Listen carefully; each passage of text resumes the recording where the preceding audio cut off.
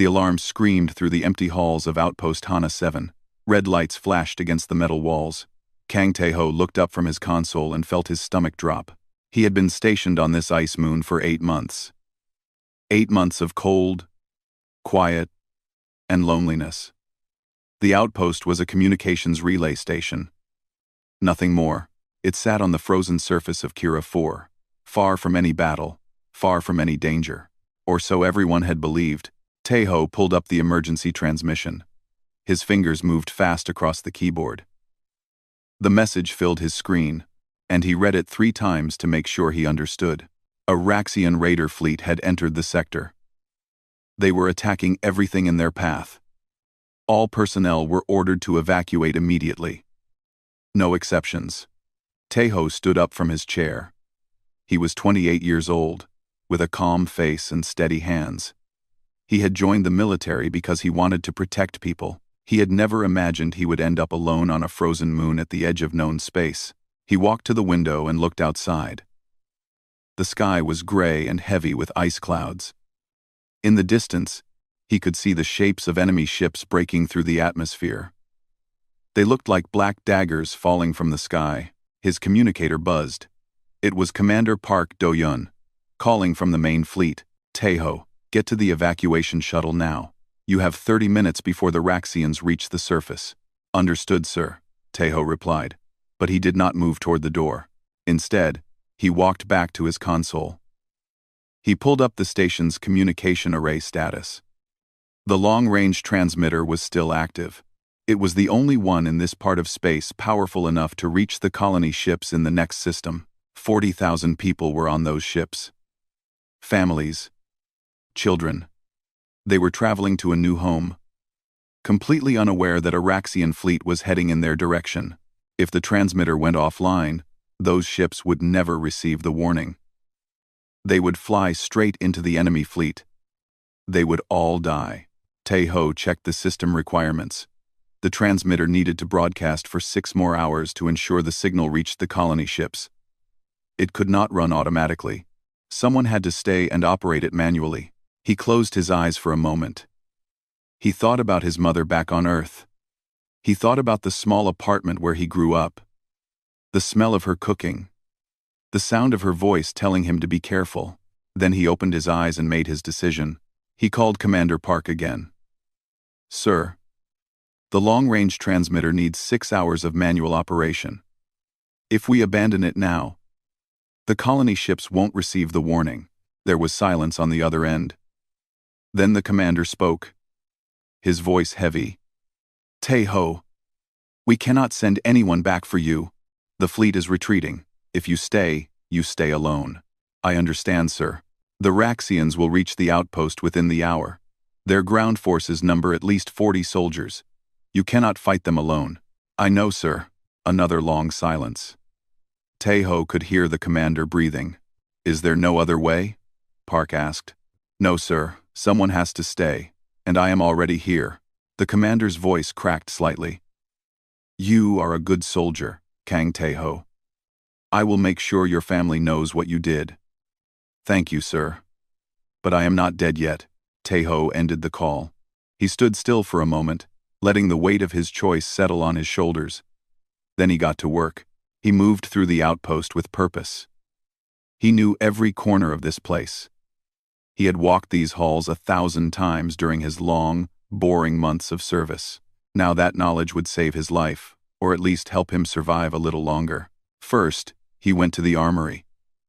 It was a small room with basic supplies. He took a rifle, a sidearm, 4 grenades, and as much ammunition as he could carry. He strapped a combat knife to his leg. He put on body armor and a helmet. Then he began preparing the outpost for battle. He sealed the main entrance with emergency locks. He pushed heavy equipment in front of doors to create barriers. He set traps in the corridors, tripwires connected to grenades, loose panels that would collapse under weight.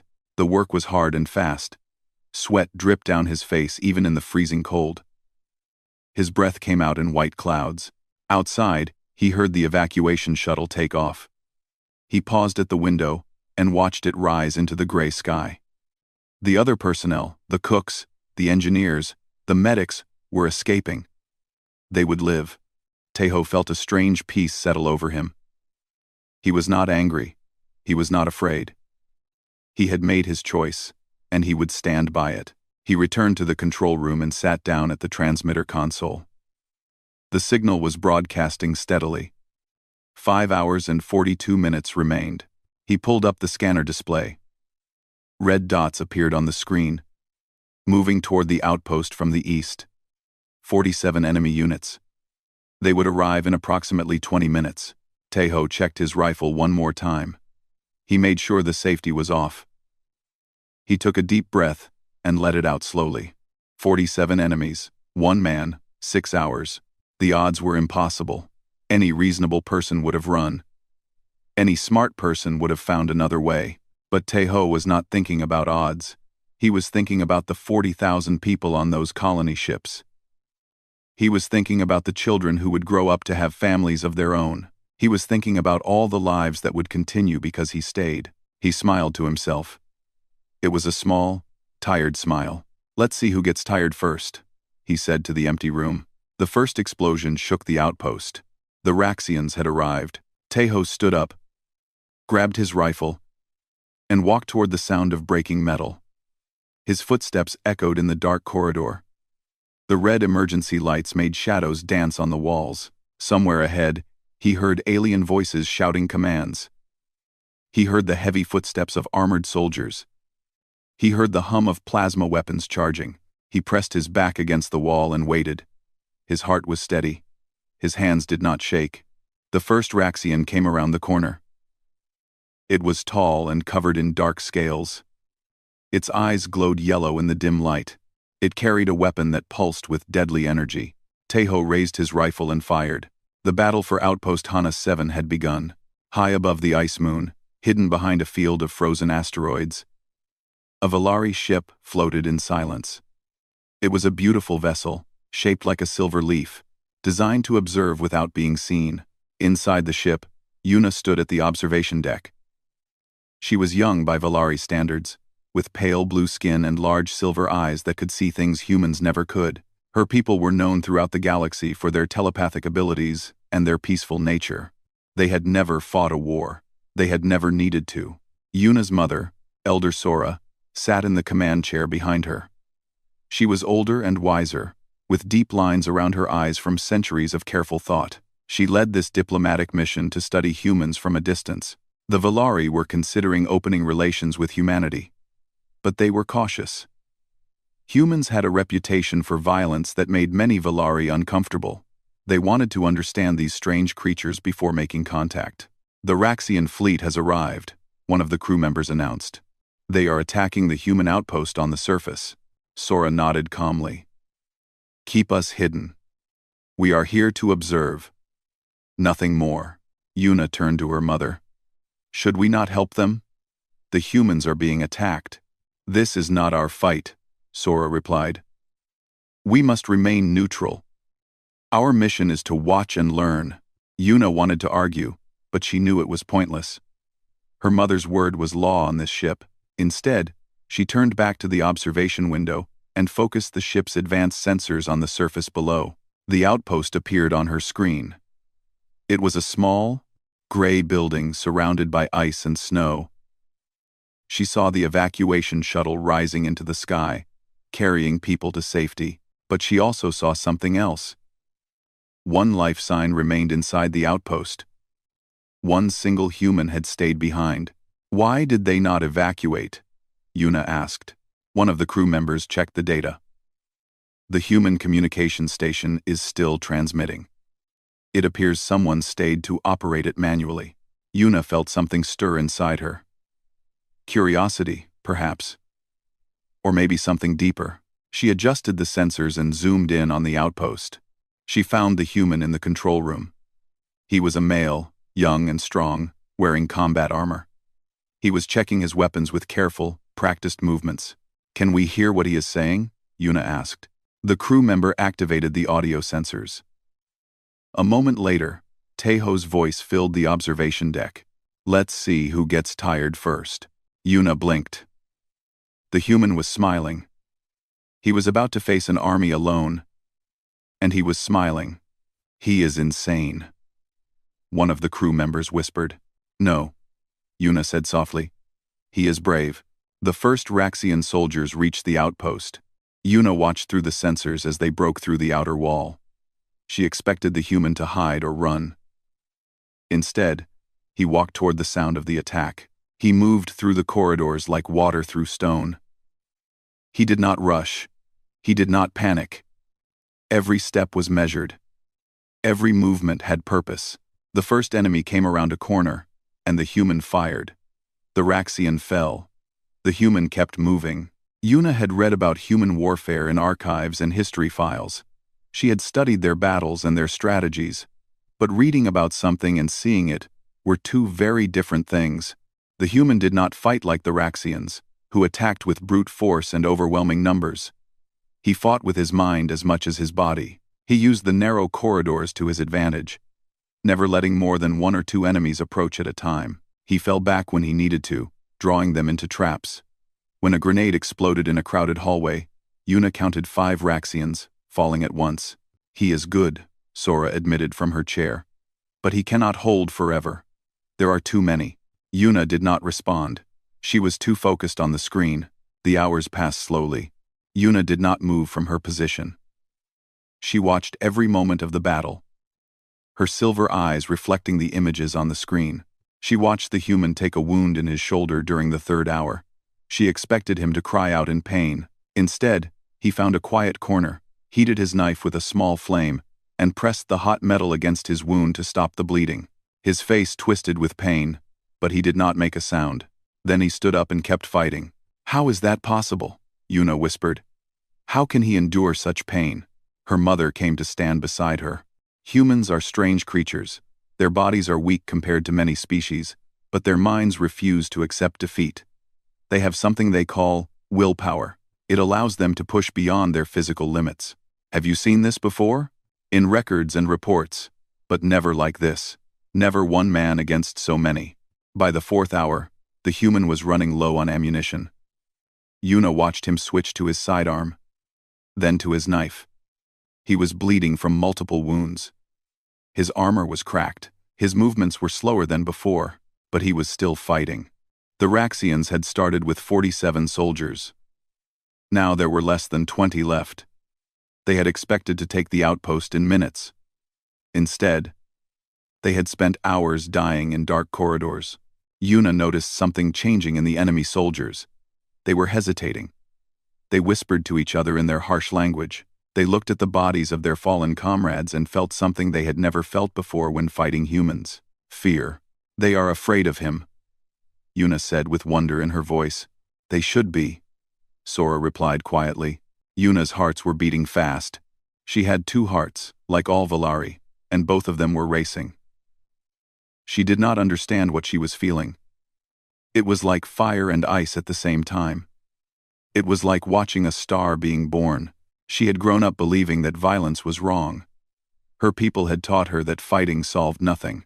But watching this human defend his post, bleeding and broken but refusing to fall, she began to wonder if there was more to it than she had been taught. He was not fighting for glory. He was not fighting for conquest.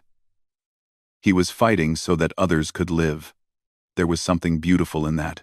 Something pure that she had never expected to find in battle. "He is remarkable," she whispered. Her mother looked at her with knowing eyes. "Be careful, daughter. Humans live fast and die young. Do not let your heart wander toward things you cannot have." Yuna did not answer. She could not take her eyes off the screen. The human was cornered now, pressed against the wall of the control room. The transmitter was still broadcasting behind him. Only 1 hour remained. The remaining Raxians gathered at the door, ready for the final assault. They knew the human was wounded. They knew he was almost out of weapons. They thought victory was finally within reach. The human stood up straight. He wiped blood from his face. He looked at the enemies filling the doorway. And he smiled that same tired, defiant smile. Then he raised his knife and charged. Yuna pressed her hand against the screen, as if she could reach through and help him. Her mother watched her with growing concern. "I want him to survive," Yuna whispered. "I need him to survive." She did not fully understand why. But deep in her heart, something had changed forever. The first hour was almost easy. Taeho knew the outpost better than anyone. He had walked its corridors 1,000 times. He knew where the shadows fell, where the walls were thickest, where the ventilation shafts could hide a man. The Raxians came in fast and confident. They were large creatures, standing nearly 7 feet tall, with dark scales and glowing yellow eyes. They expected to sweep through the outpost in minutes. They expected the lone human to run or surrender. They were wrong. Taeho waited at the first choke point, hidden behind a stack of supply crates. When 3 Raxians came around the corner, he opened fire. 2 dropped instantly. The third had time to raise its weapon before Taeho put a bullet through its eye. He did not wait to admire his work. He was already moving, falling back to the next position. Behind him, he heard more aliens shouting in their harsh language. They had expected fear. They had found something else entirely. By the end of the first hour, 7 Raxians were dead. Taeho had not taken a single hit. The transmitter continued its steady broadcast behind him. The second hour was harder. The Raxians learned quickly. They stopped rushing blindly through corridors. They began moving in coordinated groups, covering each other as they advanced. They used sensors to track heat signatures. They threw grenades around corners before entering rooms. Taeho adapted. He poured cold water over himself to mask his body heat. He used mirrors to peek around corners without exposing himself. He set tripwires in unexpected places and waited for the screams that followed. The outpost filled with smoke and the smell of burning metal. The red emergency lights flickered and died in some sections, leaving only darkness. Taeho used the darkness like a weapon. He killed 4 more Raxians in the second hour. But they were getting closer to the control room. They were learning his patterns. It was only a matter of time before they caught him. The third hour brought pain. Taeho was falling back from a failed ambush when a plasma bolt caught him in the shoulder. The pain was unlike anything he had ever felt. It was like fire and ice tearing through his flesh at the same time. He stumbled into a storage closet and closed the door. His hands were shaking. Blood was running down his arm, dripping onto the metal floor. The wound was bad, not fatal, but bad enough to slow him down. He had no medic. He had no medicine. He had only himself. Taeho pulled out his combat knife and heated the blade with a small emergency torch. He knew what he had to do. He had seen it done in training videos. He had never imagined he would have to do it himself. He bit down on his belt to keep from screaming. Then he pressed the hot metal against his wound. The pain was beyond words. His vision went white. His body tried to jerk away, but he held firm. The smell of his own burning flesh filled the small closet. When it was done, he sat there for a long moment, breathing heavily. Tears streamed down his face. His whole body was shaking, but the bleeding had stopped. He was still alive, and the transmitter was still broadcasting. 4 hours and 30 minutes remained. Taeho stood up on unsteady legs. He picked up his rifle with his good arm. He opened the door and stepped back into the darkness. The 4th hour was the longest. His ammunition was running low. His shoulders screamed with every movement. The Raxians were everywhere now, searching every room, checking every corner. They had lost nearly half their number, and their confidence had turned to anger. Taeho played a deadly game of cat and mouse. He would wait in the shadows, let a group pass, then strike from behind. He would make noise in one corridor, then attack from another direction. He made himself seem like many instead of one. The Raxians began to whisper among themselves. They had never faced a human like this. Their species conquered worlds with overwhelming force. They did not understand an enemy who refused to die. Taeho heard them talking through the thin walls.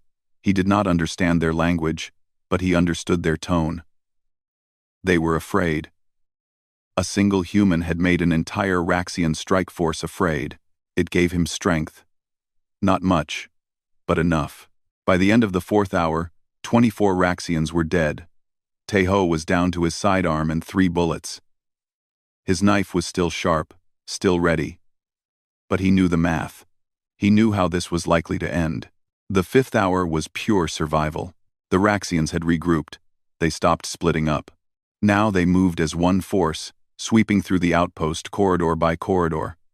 They were methodical. They were patient. They knew the human was running out of places to hide. Taeho fired his last 3 bullets and killed 2 more enemies. Then he holstered his empty sidearm and drew his knife. It was a simple blade. Nothing special, but in his hands, it became something deadly. He waited in a dark corner until a Raxian came close. Then he struck from the shadows, driving his knife into the weak spot between the alien's neck scales. The creature fell without a sound. He took its weapon, but he did not know how to use Raxian technology. The controls were strange. The grip too large for human hands. He threw it aside and kept moving. More Raxians died. 3 in an ambush near the generator room. 2 more in hand-to-hand combat that left Taeho with new wounds, a cut across his chest, a bruise on his ribs, a ringing in his ears from a blow to the head. But he was still standing. The transmitter was still broadcasting. 1 hour remained. The 6th hour was hell. The remaining Raxians found the control room. There were 11 of them, left 11 soldiers against 1 wounded human. They gathered at the door, weapons ready, eyes burning with hatred. Taeho stood in front of the transmitter console. His body was broken. His armor was cracked. Blood covered his face, his hands, his clothes. He could barely stand, but he could still fight. The Raxians charged through the door. Taeho met them with nothing but his knife and his will. The fight was brutal and fast. Taeho moved through the chaos like a wounded animal, striking with desperate fury. He killed one, then another. A plasma bolt hit his leg, and he fell. He dragged himself up and kept fighting. 3 more Raxians fell, then 5 more. When it was over, Taeho was lying against the wall, his knife still clutched in his bloody hand. 8 Raxian bodies surrounded him. The remaining 3 had fled into the corridors, broken and terrified. The transmitter beeped softly. The 6 hours were complete. The signal had reached the colony ships. 40,000 people would live. Taeho closed his eyes. He could not feel his legs anymore. His shoulder was numb. Every breath sent fire through his chest. But he smiled. That same tired, defiant smile. "I win," he whispered to the empty room. "I win." Then darkness took him, and he knew nothing more. Far above, in the hidden Valari ship, Yuna was crying. Silver tears ran down her blue cheeks as she watched the human collapse. "Is he dead?" she asked, her voice breaking. The crew member checked the sensors. "His life signs are weak, but present. He is unconscious." "He survived," Yuna breathed. "He actually survived." Her mother stood beside her, looking at the screen with new respect in her ancient eyes. "In all my years," Elder Sora said quietly, "I have never seen anything like that. I have never seen such courage. I've never seen such courage. I have never seen such courage." Yuna wiped her tears and made a decision in her heart. She did not speak it aloud. Not yet. But she knew what she wanted. She wanted to meet this human. She wanted to know him. She wanted to understand how such strength could exist in such a fragile body. And somewhere deep inside, in a place she did not yet fully understand, she wanted something more. The human rescue ships arrived at dawn. They came in fast, their engines burning bright against the gray sky of Kira 4. There were 3 cruisers and a dozen smaller fighters. They had received the distress signal and crossed 2 star systems to respond. What they found shocked them. The outpost was destroyed. Walls had collapsed. Fires still burned in some sections. The ice around the building had melted and frozen again, creating strange shapes in the morning light. But it was the bodies that truly surprised them. 35 Raxian soldiers lay dead throughout the corridors. 35 of the galaxy's most feared warriors. Killed in a single night, and in the control room, barely alive, they found Kang Taeho, The rescue team leader, Lieutenant Kim Soo-bin, was the first to reach him. She was a tough woman with short black hair and sharp eyes. She had seen many battles, but she had never seen anything like this. "He's alive," she called to her team. "Get the medics in here now." They carried Tae-ho out of the ruined outpost and onto the medical cruiser. The doctors worked quickly, treating his wounds, pumping medicine into his veins. They were amazed that he was still breathing. How did he survive? One medic asked. These wounds should have killed him hours ago. Lieutenant Kim looked at the unconscious soldier and shook her head. Humans are hard to kill when they have something to fight for. High above the ice moon, Yuna watched the rescue operation through her ship's sensors. Relief flooded through her body. The human was alive. Against all odds, he had survived. "Mother," she said, turning to Elder Sora. "I want to go down there." Her mother raised an eyebrow. "That is not part of our mission. The mission was to observe and decide if humans are worthy of contact. I have observed. I have decided. They are worthy. He is worthy." Sora studied her daughter carefully. She saw something new in Yuna's silver eyes, a fire that had not been there before. The elder sighed deeply. "You know the risks. If we reveal ourselves, we can no longer remain neutral observers. We will have to commit to formal relations with humanity." "I know. And you are willing to accept that responsibility?" Yuna looked back at the screen, where the medical cruiser was preparing to depart. "Mother, I watched that man fight alone for 6 hours. I watched him bleed and suffer and refused to give up. If humans like him exist, then we have nothing to fear from contact. We have everything to gain." Sora was silent for a long moment. Then she smiled, a rare expression on her ancient face. "You have grown wiser than I realized, daughter." "Very well. I will authorize first contact. But you will go alone first. Feel out their response before we reveal the full delegation." Yuna bowed gratefully and hurried to prepare a shuttle. The medical cruiser had landed on a nearby space station when Yuna arrived. She docked her small Valari shuttle in the visitor bay and stepped out into the human world for the first time. Everything was strange and fascinating.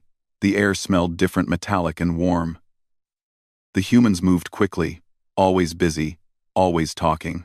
They were smaller than she expected, shorter than Valari, but there was an energy about them that seemed to fill every space. Some humans stopped to stare at her. She understood why she looked nothing like them. Her blue skin glowed softly under the station lights. Her silver eyes reflected everything around her. She wore flowing white robes traditional to her people, but no one approached with hostility. They only watched with curiosity. She found the medical bay after asking for directions. A human guard stood outside the door. "I am here to see the soldier who defended Outpost Hana 7, she said.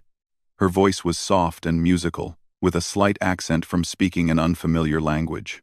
The guard looked confused. "Are you the Valari representative?" "We received a message that someone might be coming." "Yes, my name is Yuna." The guard checked his communicator, then nodded. "He's inside, but he's unconscious. Has been for 2 days." "I will wait."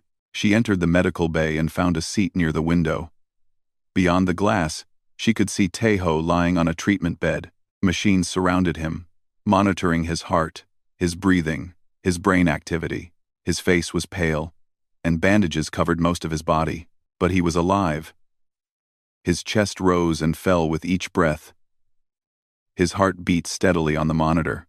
Yuna sat there for hours, watching him breathe. She did not eat. She did not sleep. She simply watched. Lieutenant Kim found her there on the second day. "You're still here," the human woman said, surprised. "Yes. Do you know him? The soldier?" "No, but I watched his battle. I saw everything from my ship." Soo-bin sat down beside her. "You saw it all? The whole 6 hours?" "Every moment." The lieutenant was quiet for a while. Then she spoke softly. "He's going to be a hero when this gets out. The media will want interviews. The military will want to give him medals. Everyone will want a piece of him." "That sounds exhausting." Soo-bin laughed. "It will be.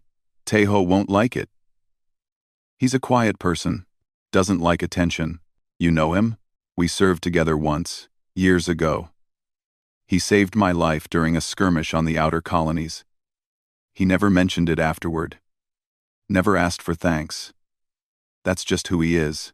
Yuna felt her heart's beating faster. Everything she learned about this human made her more certain of her feelings. What will happen to him now? She asked. When he recovers? Probably promotion. Transfer to a better posting. Maybe early retirement if he wants it. He's earned it. Will he stay in the military?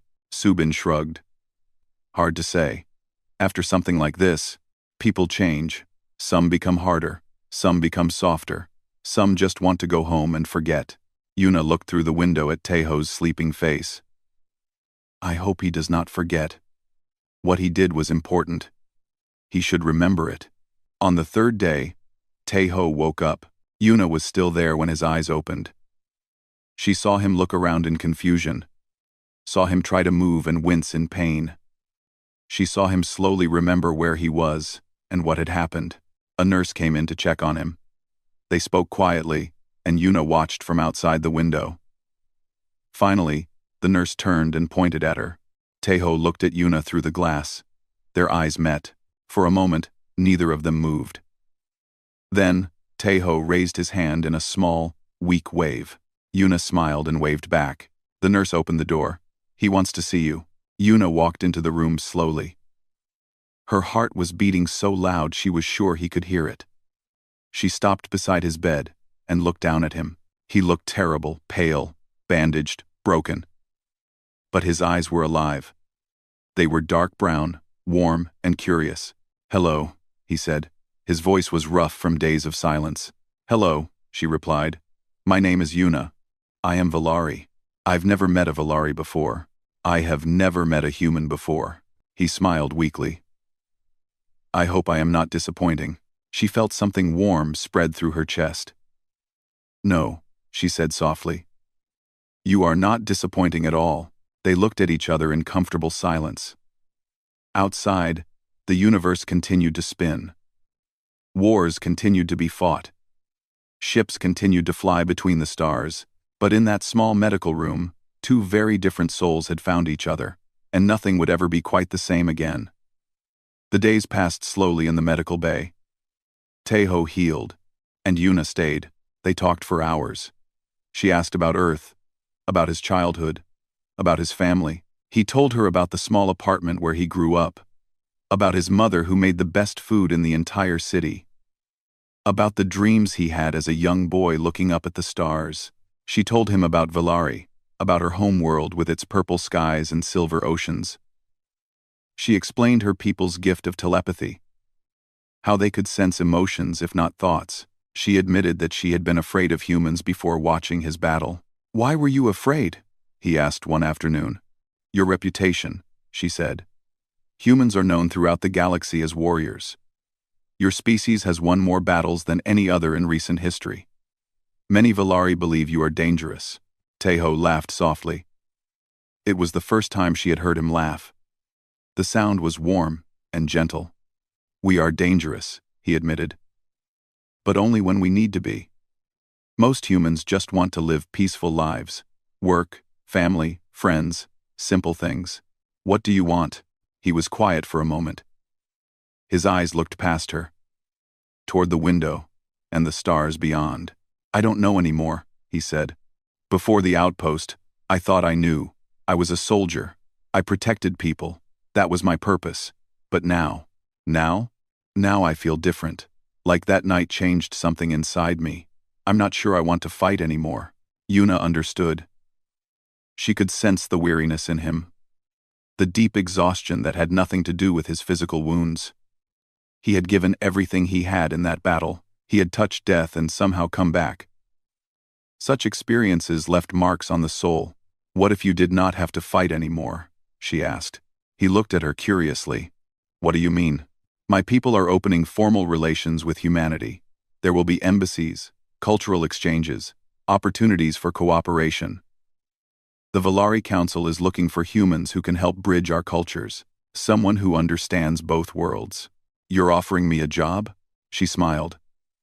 I am offering you a choice. A different path. If you want it. Taeho studied her face for a long moment. Yuna felt nervous under his gaze. She had never felt nervous before. Valari were trained from birth to control their emotions. But this human made her feel things she did not fully understand. Let me think about it, he said finally. She nodded. She was disappointed but tried not to show it. Of course. Take all the time you need. 2 weeks later, Taeho was released from the medical bay. His wounds had healed enough for him to walk, though he still needed a cane. The military gave him a medal and offered him any posting he wanted. He asked for time to consider his options. The Valari delegation hosted a formal reception to celebrate the new alliance between their people and humanity. Diplomats from both species gathered in a grand hall on the space station. There were speeches and toasts, and endless conversation. Yuna wore formal robes of deep blue, decorated with silver patterns that sparkled in the light. Her mother, Elder Sora, stood beside her, greeting human officials with practiced grace, but Yuna's eyes kept moving to the entrance. She was waiting for someone. When Taeho finally arrived, she felt her heart skip. He wore his military dress uniform, dark blue with gold buttons. He looked uncomfortable, like a man who would rather be anywhere else. But he was there. Their eyes met across the room. He smiled, and she smiled back. Elder Sora noticed her daughter's expression and followed her gaze. The soldier, she said. Yes, you've been watching him all evening. Yes, Yuna admitted without shame. Sora studied her daughter carefully. You have feelings for him. It was not a question.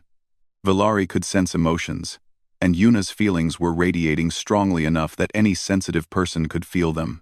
I do, Yuna said. The council will have opinions about this. A Valari diplomat forming a relationship with a human soldier is unusual. Some will say it is inappropriate. Yuna finally looked away from Taeho and met her mother's eyes. There was steel in her voice when she spoke. Let them. I watched that man hold a line alone against an army. He bled for people he had never met. He almost died so that others could live. When everyone else ran, he stayed. She looked back at Taeho, who was now being cornered by a group of diplomats. He looked like he wanted to escape through the nearest window. He is the bravest person I have ever known, Yuna continued. He is kind and gentle and humble. He does not boast about his victories. He does not seek glory or praise. He simply does what is right, because it is right. Elder Sora listened in silence. I want him to be mine, Yuna whispered. And I am willing to fight for that. Her mother was quiet for a long moment. Then, slowly, she began to smile. You know, Sora said, I have spent centuries studying humans. I have read their histories, analyzed their cultures, watched them from a distance, but I never truly understood them until I watched that battle through our sensors. What did you understand? That their greatest strength is not their violence. It is their love. They fight so hard because they care so deeply. They sacrifice themselves for strangers because they feel a connection to all life. It is beautiful and terrifying. She placed a hand on Yuna's shoulder. If you want this human, daughter, then you have my blessing. Perhaps it is time our people learn to love as fiercely as they do. Yuna felt tears forming in her eyes. Thank you, Mother. She left her mother's side and walked across the room. The crowd seemed to part before her. She kept her eyes fixed on Taeho, who had finally escaped from the diplomats and was standing alone near a window. He saw her coming and straightened up. Yuna, Taeho. They stood facing each other. Outside the window, stars filled the endless black of space. Distant ships moved between worlds. The galaxy continued its ancient dance. Have you made your decision? She asked. About your future? He nodded slowly. I have. And he reached into his pocket and pulled out a small device. It was a translation implant, a piece of technology that would allow him to understand and speak Valari languages. I accepted the position with your delegation, he said. If the offer is still open, Yuna felt joy explode in her chest. It is open. It will always be open. He stepped closer to her, close enough that she could feel his warmth. When I was lying in that medical bay, he said quietly. Barely alive. I kept thinking about you. About your face watching me through the window. About your voice when we talked. I did not understand why you stayed with me all those days. Why you waited. Do you understand now? He smiled. That same tired, gentle smile she had first seen through the sensors during his battle. I think I'm starting to. Yuna reached out and took his hand. His skin was warm against her cool fingers. She felt his emotions through the touch, nervousness, hope, and something deeper. Something that made her heart sing. I watched you fight alone against an army, she said. I watched you refuse to give up when any sane person would have run. And I thought to myself, this is someone worth knowing. This is someone worth waiting for. I'm not that special, he said. I just did what needed to be done. That is exactly what makes you special. Around them, the reception continued. Diplomats talked about treaties and trade agreements. Soldiers discussed tactics and technology. History was being made in conversations across the room, but Yuna did not care about any of it. She only cared about the man standing in front of her, holding her hand like it was the most precious thing in the universe. I want you to be mine, she said finally, speaking the words she had whispered in the darkness of her ship so many days ago. I know it is strange. I know we are different. But I do not care. Taeho looked at her for a long moment. Then he lifted her hand and pressed it gently against his chest, over his heart. Feel that? He asked. She could feel his heartbeat, strong and steady. I feel it. It belongs to you, he said. It has belonged to you since the moment I woke up and saw you watching me through that window. I just did not know how to say it. Yuna laughed. It was a bright, happy sound that drew looks from nearby guests. She did not care. Let them look. Let the whole galaxy look. She had found something rare and precious. She had found a human who was brave enough to face an army alone, and gentle enough to hold her hand, like she was made of glass. She had found what she wanted, and she was never letting go. Outside the window, the stars continued their endless dance. Somewhere out there, the colony ships had reached their destination safely. 40,000 people were starting new lives because one man had chosen to stay. Kang Taeho did not know their names. He would never meet their children or hear their laughter. But they would tell stories about him for generations. The soldier who stood alone, the human who refused to fall, and beside him, holding his hand, stood a Valari woman who had crossed the stars to find him. A woman who had watched his battle and whispered words that would change both their lives. I want him to be mine. Now he was. Now they were each other's. And in a galaxy full of war and fear and endless darkness, that was something worth fighting for.